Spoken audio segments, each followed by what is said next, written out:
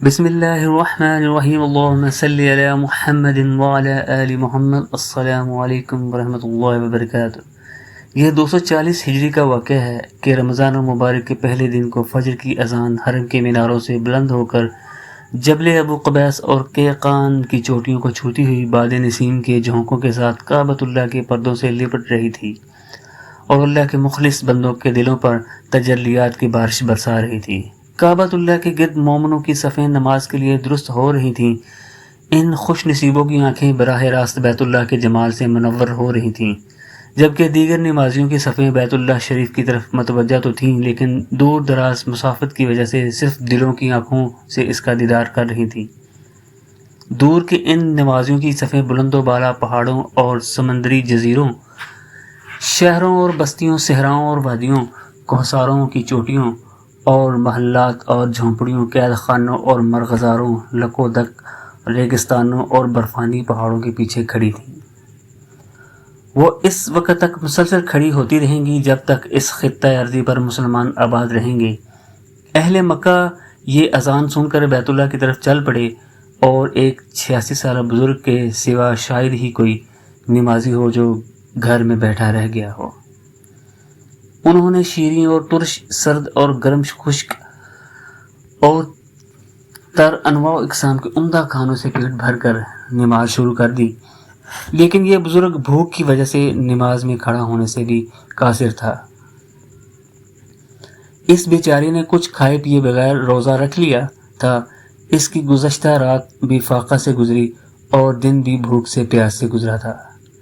جب اس نے نماز مکمل کر لی تو ایک کونے میں شکستہ دل اور غمگین ہو کر بیٹھ گیا۔ اسے بذات خود اس فاقہ کشی کا اتنا دکھ نہ تھا، کیونکہ عرصہ دراز کی تنگ دستی نے اسے مصائب برداشت کرنے کا خوگر بنا دیا تھا۔ اسے کوئی غم کھائے جا رہا تھا تو وہ بھوکی ننگی 4 بیٹیوں، 2 بہنوں، ایک بوڑھی ساس اور مسکین بیوی کا غم تھا، جن کا یہ واحد کفیل اور ذمہ دار تھا۔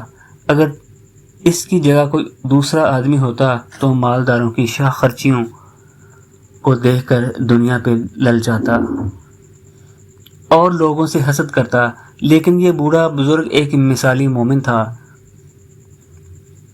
اس بات پہ پختہ یقین رکھتا تھا کہ اللہ رب کائنات نے اپنی قدرت کاملہ اور حکمت مبالغہ سے رزق تقسیم کر رکھا ہے۔ کسی کا اس میں کچھ اختیار نہیں۔ لوگ نہ رزق دے سکتے ہیں اور نہ روک سکتے ہیں، اور جو کچھ میرے مقدر میں ہے وہ مل کر ہی رہے گا، اگرچہ میں کمزور ہی سہی، اور جو کچھ دوسروں کے مقدر میں ہے وہ مجھے ہرگز نہیں مل سکتا، اگرچہ لاکھ جتن کے لاکھ جتن کر لوں، کیونکہ وہ تقدیر کا قلم لکھ کر فارغ ہو چکا اور صحیفے خشک ہو چکے ہیں۔ اس نے ٹھنڈی سانس بھری اور کہا الحمدللہ علی کل حال، کھڑا ہوا اور قمیض اتار کر پکارنے لگا لبابا لبابا۔ یہ سن کر ایک عورت آئی جس کا تن پیوند لگے ہوئے میلے کچیلے کپڑوں سے ڈھکا ہوا تھا۔ اس نے قمیض اتار کر اسے دے دی اور پھٹا پرانا کپڑا اپنے اوپر لپیٹ لیا۔ عورت نے کہا ابو غیاث، آج تیسرا دن ہے، ہم نے کھانا تک نہیں کھایا، اور یہ دن گرمی اور روزے کا ہے۔ تو اور میں تو صبر کر لیں گے، مگر یہ بیچاری بچیاں اور بوڑھی عورت تو صبر سے قاصر ہیں، انہیں بھوک نے نڈھال کر رکھا ہے۔ اللہ کا نام لے کر نکلو، شاید اللہ کچھ درہم یا روٹی کے چند ٹکڑے دے دے جس سے ہم روزہ افطار کر سکیں۔ ابو غیاث نے کہا انشاءاللہ ضرور جاؤں گا۔ آفتاب طلوع ہو کر ذرا بلند ہوا تو بوڑھا بزرگ گھر سے نکلا اور مکے کی گلیوں میں گھومنے پھرنے لگا، شاید کہیں مزدوری مل جائے۔ تمام لوگ گرمی کی وجہ سے گھروں کو لوٹ چکے تھے۔ مزدوری تلاش کرتے کرتے گرمی شدید تر ہوتی چلی گئی، اس کی ٹانگیں جواب دے گئیں اور آنکھیں پتھرا گئیں۔ گزشتہ رات اور دن کے فاقے نیز بغیر کھائے پیے روزے کی وجہ سے پیٹ میں بھوک کی آگ لگی ہوئی تھی۔ یہ مکہ کی نشیبی وادی میں جا کر دیوار سے ٹیک لگا کر بیٹھ گیا۔ اس کی بڑی تمنا یہ تھی کہ اسے ایمان کی حالت میں موت آئے تاکہ وہ اس قید حیات سے رہائی پا جائے اور ہمیشہ کی زندگانی سے فائدہ اٹھائے۔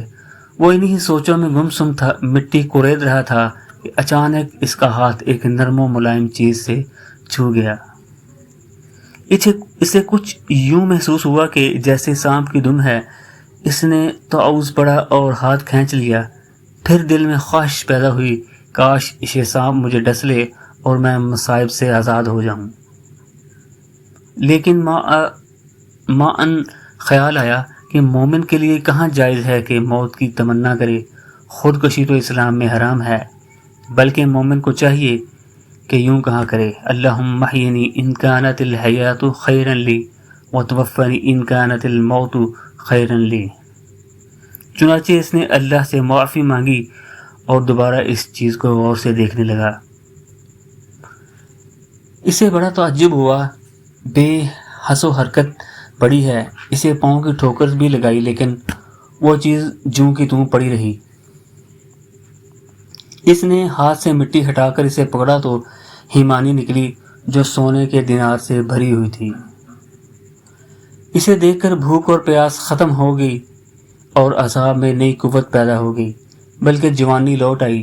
سوچنے لگا کہ میں کتنا خوش نصیب ہوں، یہ مال اپنے گھر والوں کے ہاتھوں میں تھماؤں گا تو وہ کس قدر خوش ہوں گے۔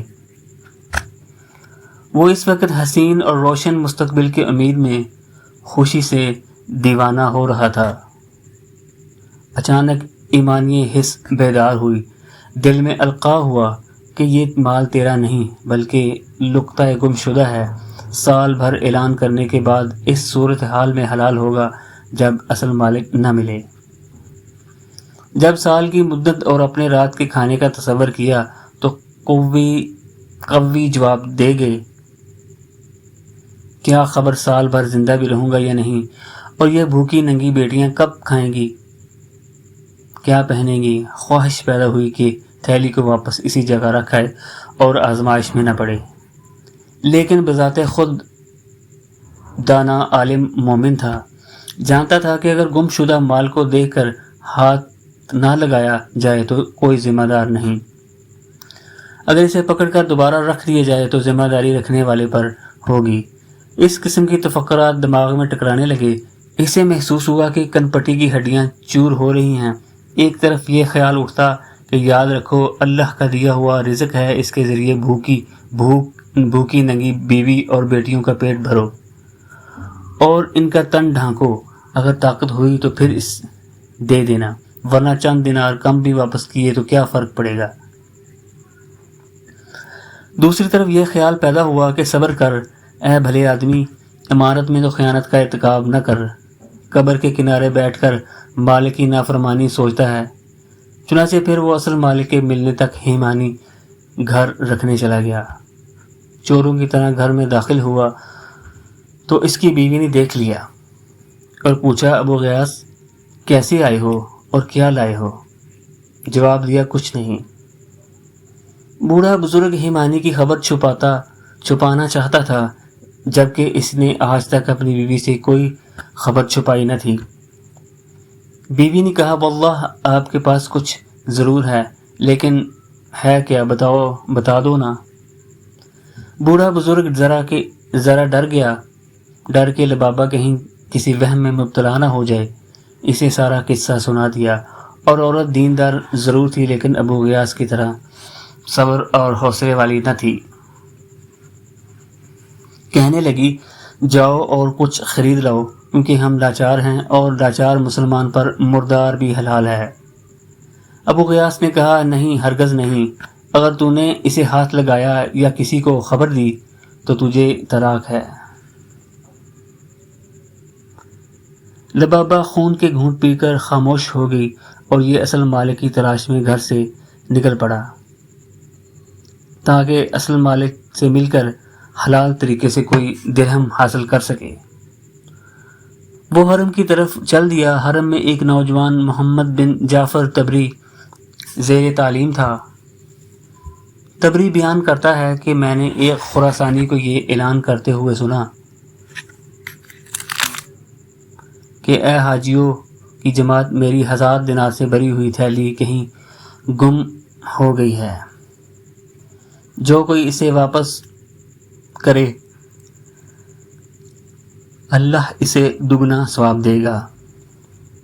ایک بوڑھا بزرگ اٹھا جو محمد بن جعفر کے موالی میں سے تھا، کہنے لگا، اے خراسان کے رہنے والے نوجوان، ہمارا ملک پسماندہ ہے، حالات ابتر ہیں، شاید آپ کی ہیمانی کسی خوف خدا رکھنے والے انسان کو مل گئی ہو، آپ اس کے لیے انعام کا اعلان کر دیں جسے لے کر وہ باقی واپس کر دے۔ نوجوان خراسانی نے پوچھا، ہاں بھائی، کتنا انعام؟ ابو قیاس نے کہا، 100 دینار یعنی 10واں حصہ۔ نہ بھائی نہ، ایسا نہیں ہو سکتا، میں معاملہ اللہ پر چھوڑتا ہوں۔ دونوں جدا ہو کر اپنی اپنی منزل پر چل دیے۔ تبری کہتے ہیں، میرے دل میں آیا کہ وہ ہیمانی ضرور اس شیخ کو ملی ہوگی۔ میں اس کے پیچھے پیچھے چلنے لگا۔ وہ بوڑھا ایک خستہ حال مکان میں داخل ہوا اور یوں کھویا ہوا، لبابہ کہاں ہے؟ حاضر ہوں۔ ابو قیاس، لبابہ بولی، میں نے ایک شخص کو اس ہیمانی کی تلاش میں پھرتے ہوئے دیکھا ہے۔ میں نے اسے یہ بھی کہا کہ تو اس کے واپس کرنے والے کے لیے 100 دینار انعام کا اعلان کر دے، لیکن وہ نہیں مانتا۔ اب ہمیں کیا کرنا چاہیے؟ میرا ارادہ ہے تو ہیمانی واپس کرنے کا ہے۔ لبابہ نے کہا، ابو غیاس، ہم تیرے ساتھ 50 سال فقر و فاقہ میں گزارنے پڑے ہیں۔ تیری 4 بیٹیاں، 2 بہنیں، 1 ساس اور 8ویں میں ہوں۔ ابو غیاس، اللہ بڑا مہربان ہے، اس کی شان اس امر سے بلند ہے کہ ایسے آدمی کو عذاب کرے جو ان کا واحد کفیل ہو۔ تو نے نہ تو چوری کی ہے نہ ڈاکہ ڈالا ہے، یہ سال تو اللہ نے تیرے سامنے رکھا ہے، تو اسے کیوں ٹھکرا رہا ہے؟ کیا اللہ تجھ سے ان عورتوں کے متعلق سوال نہ کرے گا؟ تبری کہتے ہیں کہ میں نے بوڑھے کے چہرے کو بغور دیکھا تو معلوم ہوا کہ اس کا دل ان بھوکی ننگی بیٹیوں اور مسکین ام لبابہ پر آنسو بہا رہا ہے، کیونکہ فاقوں کی بدولت ان کا چمڑا ہڈیوں پر خشک ہو رہا تھا اور وہ دیمک خوردہ لکڑی کی طرح کھوکھلے بدن میں سانس لے رہی تھیں۔ اس کے دل میں آیا کہ کچھ دینار خرچ کر لوں، لیکن فوراً یاد آیا کہ 50 سال صبر سے گزار دیے، آج جب کہ ٹانگیں قبر میں لٹکی ہوئی ہیں تو 50 سال کے صبر کو ایک دن کی لذت پر کیوں قربان کروں؟ پھر اللہ تعالیٰ میرے اہل و عیال پر رحم کرے گا۔ دل کو حوصلہ دے کر بولا، میں ایسا نہیں کروں گا، 86 سال بعد اپنی لاش کو قبر میں نہیں جلاؤں گا۔ تبری کہتے ہیں کہ اس کے بعد میاں بیوی خاموش ہو گئے اور میں واپس چلا گیا۔ مغرب کی اذان ہوئی تو بوڑھا بزرگ دن بھر کے کمائے ہوئے چند ٹکڑوں پر اہل و عیال سمیت افطار کرنے بیٹھ گیا۔ باقی لوگ انواع و اقسام کے عمدہ کھانوں سے مزے لے رہے تھے اور اس بات کا ذرا احساس نہ تھا کہ رمضان المبارک اثار اور سخاوت کا مہینہ ہے اور اللہ تعالیٰ نے بھوکا پیاسا رکھنے کے لیے روزے فرض نہیں کیے تھے، بلکہ اس لیے کہ مسلمان وقتی اور اختیاری بھوک کے ذریعے محسوس کریں کہ دنیا میں ایسے لوگ بھی ہیں جو بھوک پر مجبور ہیں۔ ان کی حالت پر غور کر کے اپنے اوپر اللہ کے بے پایاں احسان یاد کریں۔ جو لوگ عمدہ کھانوں سے پیٹ بھر کر مست ہو جاتے ہیں اور ان کے ہمسائے بھوک سے سیدھے کھڑے بھی نہ ہو سکیں، تو ایسے لوگوں کا کوئی ایمان اور کوئی روزہ قبول نہیں، اور نہ یہ لوگ روزے کی حقیقت ہی سمجھتے ہیں۔ فرمان رسول صلی اللہ علیہ وآلہ وسلم، ما امن بی من باتا شعبانا وجارہ جائعا الی جنبی وہو یعلم، وہ آدمی مجھ پر ایمان نہیں لایا جس نے سیر ہو کر رات گزاری اور اس کا پڑوسی اس کے پڑوس میں بھوکا لیٹا رہا اور وہ اس کے فاقہ سے خبردار بھی تھا۔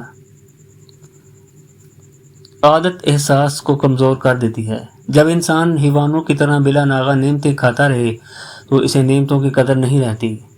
اللہ تعالیٰ نے مسلمانوں پر روزے اس لیے فرض کیے ہیں کہ وہ محدود وقت کی محرومی کی کڑواہٹ سے امیری کی مٹھاس کی قدر کریں، اور دن کی بھوک اور پیاس سے روٹی کے لقمے اور پانی کی گھونٹ کی قیمت معلوم کریں، اور تمام عمر اللہ تعالیٰ کے احسان کو نہ بھولیں، اگرچہ وہ عام ہی کیوں نہ ہو۔ حضرت ابراہیم بلکہ ہر روز روٹی کا ایک لقمہ بچا کر رکھتے اور ہفتے بعد وہ ٹکڑے خود کھا لیتے اور روٹی صدقہ کر دیتے تھے۔ بوڑھا بزرگ یہی سوچتا رہا اور مسلمانوں کی حالت پر کرتا رہا۔ پھر اللہ تعالیٰ نیکی کا الہام کرنے والا اور روزی تقسیم کرنے والا ہے۔ اس نے رات بھی فاقہ میں گزاری اور کھجوریں اور ٹکڑے بوڑھی ساس اور بچیوں میں تقسیم کر دیے۔ تبری کہتے ہیں کہ اگلے دن خراسانی حرم میں پھر وہی صدا لگا رہا تھا کہ کوئی میری 1000 دینار والی ہیمانی واپس کر دے تو اللہ تعالیٰ اسے دگنا اجر دے گا۔ بوڑھا بزرگ اس کی خدمت میں عرض کرنے لگا، اے نوجوان، میں نے تجھے کہا تھا کہ ہمارا ملک پسماندہ ہے، وسائل زندگی کم ہیں، شاید وہ ہیمانی کسی خوف خدا رکھنے والے کو مل جائے، تو انعام کے لالچ میں واپس کر دے۔ چلو 100 دینار نہ صحیح تو 10 دینار کا ہی اعلان کر دے۔ اس نے کہا، ہرگز نہیں، بلکہ میرا اور ہیمانی اٹھانے والے کا فیصلہ قیامت کو اللہ تعالیٰ کے سامنے ہوگا۔ اس کے بعد دونوں پھر جدا ہو گئے۔ تیسرا دن ہوا تو خراسانی نوجوان پھر حرم میں وہی صدا لگا رہا تھا، اور وہی بوڑھا بزرگ کھڑا ہوا اور کہنے لگا، اے نوجوان، تو نے 100 دینار دینے کا اعلان کرنے سے انکار کر دیا، پھر 10 دینار انعام سے بھی انکار کر دیا، تو آج 1 دینار کا ہی اعلان کر دے، شاید کہ ہیمانی اٹھانے والا اس حلال دینار سے لالچ میں واپس کر دے، اور نصف دینار سے کھانا خرید لے اور نصف دینار سے مشق خرید کر اس سے حاجیوں کو اجرت پر پانی پلایا کرے۔ خراسانی نے کہا، نہیں، بلکہ میں اس کا فیصلہ اللہ تعالیٰ پر چھوڑتا ہوں۔ بوڑھے بزرگ کی امید کا آخری سہارا بھی ختم ہو گیا اور سوچنے لگا کہ ابھی تو 1000 دینار ہاتھ میں ہیں، سارا نہ صحیح تو 1 دینار ہی رکھ لوں، بھوکے ننگے پیٹوں کا سامان کر لوں گا۔ لیکن دینی جذبہ موجزن ہوا اور وہ یوم الحساب کے خیال سے ڈر گیا۔ سوچا کہ 50 سال کے صبر کو ایک ہی دن کی لذت پر قربان کر دینا سراسر گھاٹا نہیں تو اور کیا ہے، کیونکہ تمام عمر کی لذتیں آخرکار جہنم کے ایک جھونکے سے بھول جائیں گی، اور ساری عمر کی محرومیاں جنت کے ایک دیدار سے کافور ہو جائیں گی۔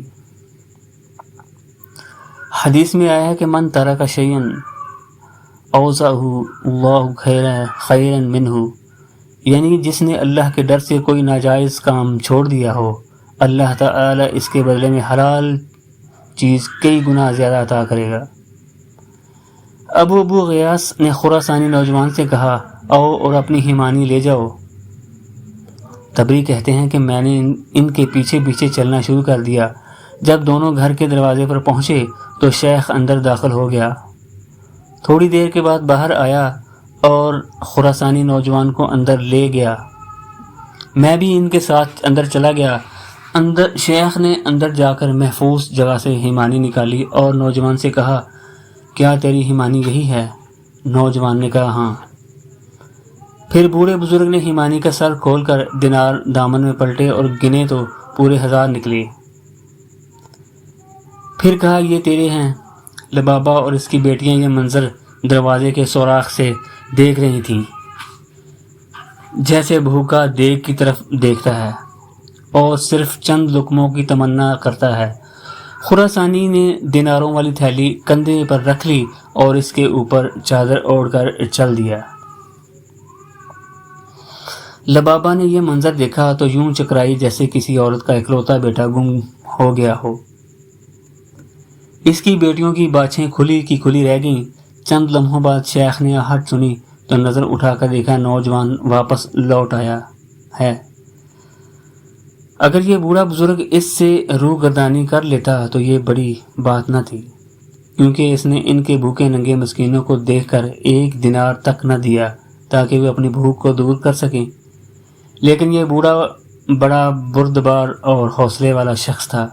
فوراً بولا، بیٹے کیسے آنا ہوا؟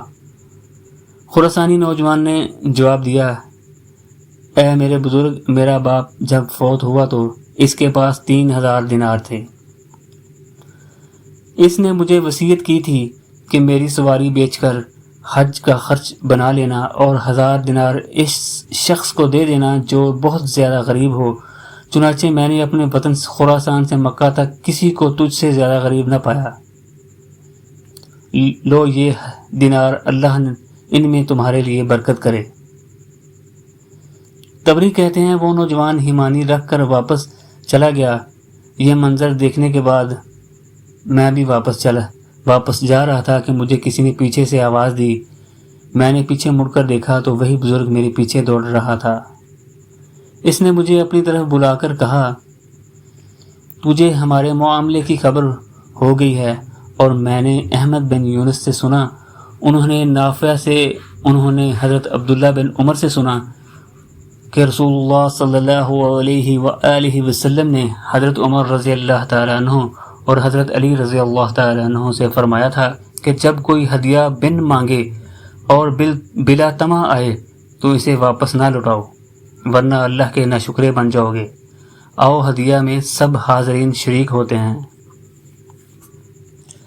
چلو میرے ساتھ چلو۔ تبری کہتے ہیں میں اس کے ساتھ چلنے لگا۔ اس بزرگ نے مجھے راستے میں کہا، بھائی تو بڑا مبارک ہے، میں نے عمر بھر ایسا مال نہیں دیکھا تھا اور نہ دیکھنے کی امید تھی۔ تم میری یہ قمیض دیکھ رہے ہو، میں اس میں قیام اللیل کرتا ہوں، پھر فجر کی نماز ادا کر کے اتار دیتا ہوں تاکہ میری بیوی اور بچیاں اور بہنیں باری باری اس میں نماز ادا کر سکیں۔ پھر میں پہن کر ظہر اور عصر کے درمیان مزدوری کر کے چند کھجوریں اور روٹی کے ٹکڑے خرید کر گھر لوٹتا ہوں۔ جب ہم گھر پہنچے تو بزرگ نے بلند آواز میں پکارا، لبابا اور فلاں فلاں۔ اس بزرگ کی آواز سن کر اس کی بہنیں، ساس اور بیٹیاں اکٹھی ہو گئیں۔ اس نے کہا، ان سب کو دائرے میں بٹھا کر مجھے بائیں جانب بٹھا لیا اور ہم سب سے کہا کہ اپنے دامن پھیلاؤ۔ چنانچہ میں نے تو قمیض دامن پھیلا دیا، لیکن باقی سب نے ہاتھ پھیلائے کیونکہ ان کی قمیضیں پھٹی ہوئی تھیں۔ وہ ایک ایک دینار ہر ایک کے ہاتھ میں رکھتا جاتا اور 10واں دینار مجھے دیتا رہا، یہاں تک کہ ہیمانی خالی ہو گئی اور ہم سب کو 100 دینار ملے۔ مغرب کی اذان ہوئی تو اس بزرگ کے اہل خانہ بھی عمدہ کھانوں کے ارد گرد بیٹھ گئے۔ بوڑھے بزرگ نے اپنی بیوی لبابا سے کہا، لبابا دیکھ لیا تو نے، اللہ صبر کرنے والوں کو اجر ضائع نہیں کرتا۔ اللہ نے ہمیں اپنے آپ کو حرام کے 1 دینار سے بچا لیا تو اللہ تعالیٰ نے ہم کو حلال کے ذریعے سے 1000 دینار عطا کیے۔ یہ بزرگ چند لقمے کھا کر اٹھ کھڑا ہوا اور باہر جانے لگا تو لبابا نے کہا، کہاں جا رہے ہو ابو غیاث؟ میں کسی فقیر روزہ دار کو تلاش کرنے جا رہا ہوں تاکہ اسے اپنے ساتھ کھانے میں شریک کر لوں۔ یہ کہہ کر بزرگ دروازے سے باہر نکل گئے۔ تبری کہتے ہیں مجھے اللہ تعالیٰ نے اس سے بڑا نفع دیا، ان سے میں نے اپنی خوراک حاصل کرتا رہا۔ 16 سال بعد مکہ آیا تو معلوم ہوا کہ وہ لڑکیاں شہزادوں سے بیاہ دی گئی ہیں اور شیخ چند ماہ بعد فوت ہو گیا تھا۔ میں ان کے خاوندوں اور بچوں کے پاس جاتا اور انہیں ہیمانی والا قصہ سناتا۔ وہ بڑی دلچسپی سے سنتے اور میری بڑی عزت کرتے۔ پھر 40 سال بعد پتہ چلا کہ ان میں سے اب کوئی بھی زندہ نہیں رہے نام اللہ کا۔ اللہ تعالی ہم سب پر رحم فرمائے۔ ویڈیو اچھی لگی ہو ویڈیو کو لائک کریں اور چینل کو سبسکرائب کریں، شکریہ۔ ہیمانی بیلٹ کی طرح بنی ہوئی چرمی تھیلی جس میں درہم دینار ڈال کر اسے کمر کے گرد باندھ لیا کرتے ہیں۔ اللہ تعالی ہمیں رزق حلال کمانے کی توفیق عطا فرمائے۔ اللهم صل على محمد وعلى آل محمد